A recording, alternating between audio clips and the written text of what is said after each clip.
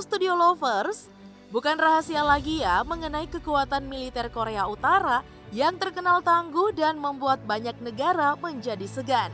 Mulai dari angkatan bersenjata hingga bom nuklirnya seringkali membuat dunia menjadi was-was.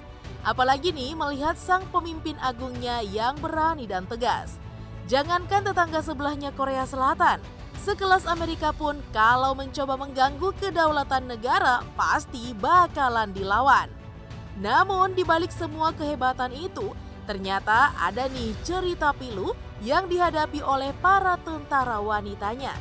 Mulai dari penyiksaan dan pemerkosaan sempat mereka alami selama mengikuti wajib militer. Bahkan saking tidak kuatnya banyak yang melarikan diri. Namun benarkah sebegitu miris keadaan di Korea Utara itu? Dilansir dari BBC, berikut ini fakta-fakta tentang wanita di Korea Utara. Tapi nih seperti biasa sebelum kita lanjut, yuk tekan dulu ya tombol subscribe dan aktifkan juga lonceng notifikasinya agar kamu tidak ketinggalan info terbaru dari Studio Langit. Kehidupan di barak wanita tidak ubahnya sebuah neraka dunia. Dada Lee Soyeon, sang mantan prajurit Korea Utara yang kabur itu, mengungkapkan betapa menyedihkannya barak wanita.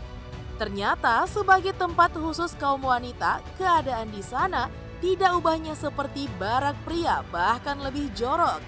Kebersihan sangat tidak dijaga, bahkan tidak dibawa ke tempat khusus, kemudian mereka dilucuti pakaiannya.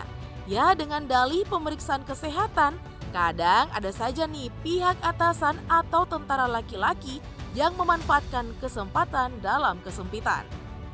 Tidak hanya itu, Lee So-hyun juga mengungkapkan adanya pemerkosaan yang terjadi di beberapa barak.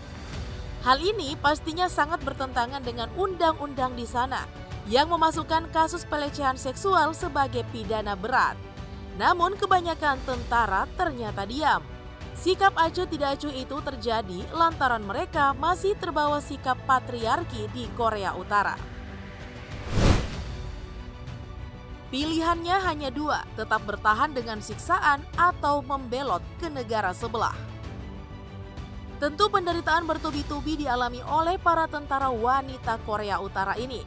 Akhirnya mengantarkan mereka pada dua pilihan, tinggal dan bertahan atau ke seberang. Jika mereka memilih bertahan, paling tidak mereka harus menahan penderitaan itu selama 7 tahun. Seperti yang sudah ditetapkan pemerintah Korea Utara mengenai masa wajib militer bagi perempuan. Sebaliknya nih, jika ingin membelot, maka mereka harus mencari cara agar bisa lari ke perbatasan dan minta bantuan Korea Selatan.